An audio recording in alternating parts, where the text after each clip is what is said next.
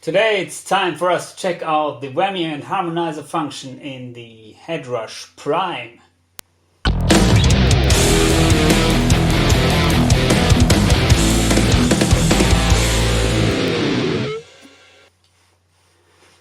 The Headrush Prime is a kick-ass modeling unit, and I put out a preset pack for that unit as for all the other modeling units, you know, with the best high-gain tones ever. If you'd like to get one of these, please contact me on Facebook or Instagram. Links are in the description below.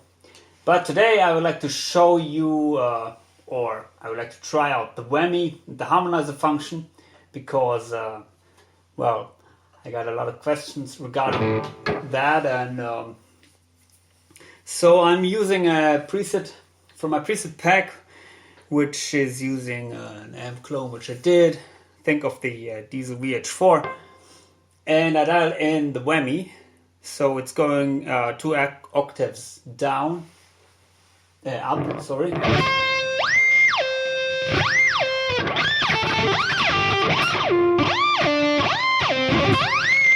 Sorry, I don't know any songs other than Killing in the Name of.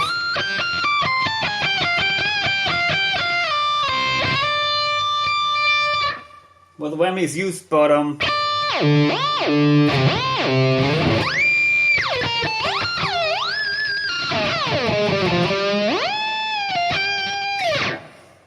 me it works quite well, and I assigned it, of course, to the expression pedal. Here you have the 1 octave function.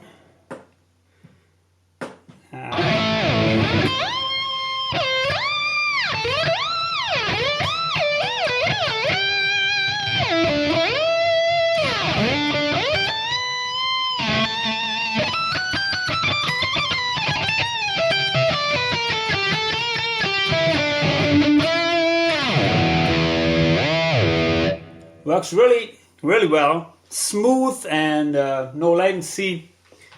Let's see, we can also, as I can see now, we can choose from different presets which are pre-configured here.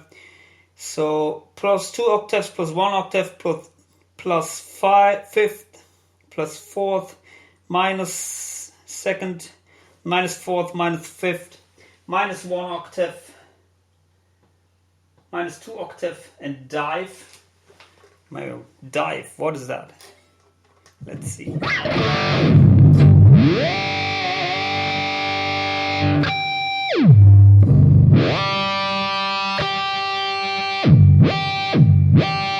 Also nice.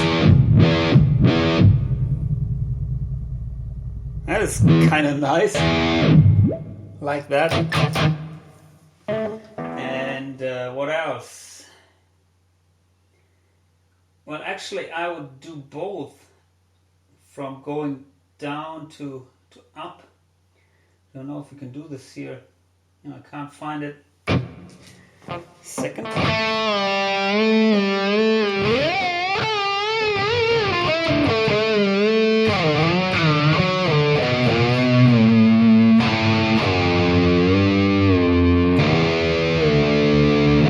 Intelligent harmonizer, so I dialed it in, key of E minor.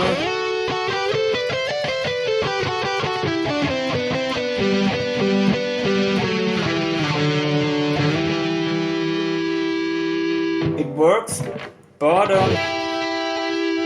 there's sometimes artifacts here.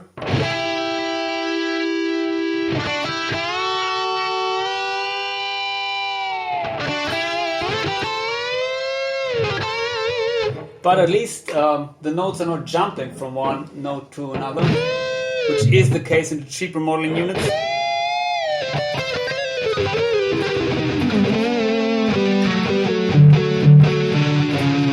If I go out of the key, it seems to work. Let's try to set it down to 1/6. If that is possible.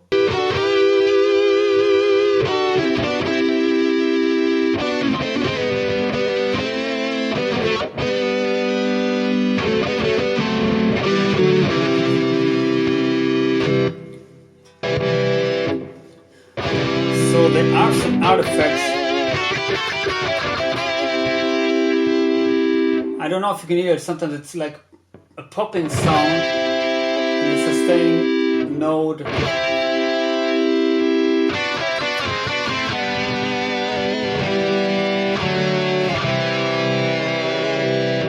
And also the thing is, I'm using an amp clone that is incorporating the amp and also the cap. So what I would usually do is I would place the harmonizer after the amp but before the cap, so that the harmonized signal is cut off by the cap or the IR, the highs and the lows. Then it doesn't get that harsh. But here it's basically adding the harmonization after the cap, so the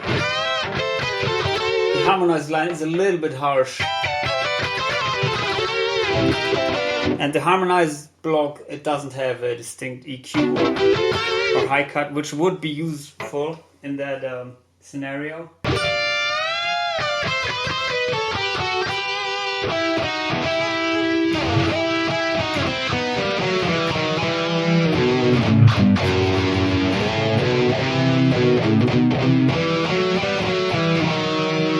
Harmonic minor, but what will happen if you play the usual minor?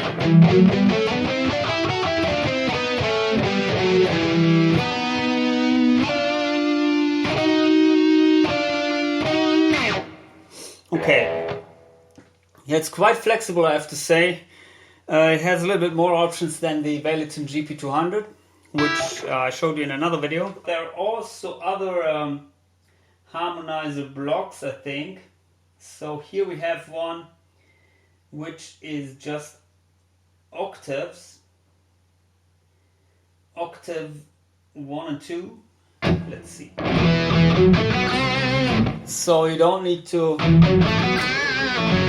tweak it a lot. You have just the octave block.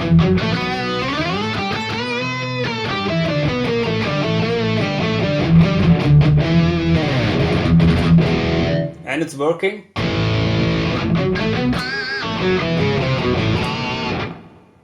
I think you have the usual shift block, not intelligent harmonizer, but one thing which is maybe interesting for many people is the drop tuning block. So here I set it to whole step down.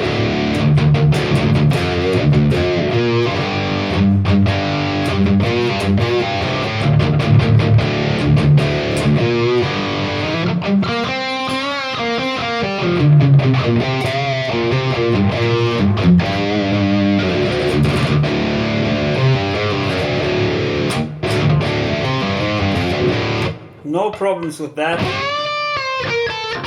It works as it should. No latency. At least I cannot feel any. Of course there has to be some latency, but it's not noticeable. I could see me using that in a live situation, definitely.